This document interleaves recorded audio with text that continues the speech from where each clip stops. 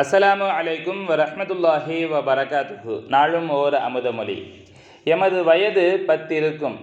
M அருமை தாயார் அவர்கள் பத்ர் மௌலிது எனும் நூலை வாங்கி எம் கையிற் கொடுத்து ஓதி வருமாறு கேட்டுக்கொண்டார்கள். நம் ஊர் பகுதிகளில் வழக்கமாகவே யாவரும் பத்ர் மௌலிது ஓதி வருதல் வழக்கம்.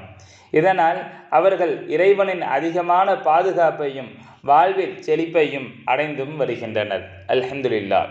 எம் அருமை தாயார் எமக்கு கூறிய வண்ணமே ஓதி வந்தோம், இன்றும் ஓதி வருகின்றோம். யான் பெரும் இன்பம் அனைவரும் பெருகவென்னும் நல்லெண்ணத்தால் நம் முரீதுகளும் ஓதி விளங்கி அவர்களும் பாதுகாப்பையும் பல நன்மைகளையும் அடைய வேண்டும் என்னும் எண்ணம் எமதுள்ளத்தை உந்தவும் ஓய்வின்மையால் தாமதப்படுத்தி வந்தோம்.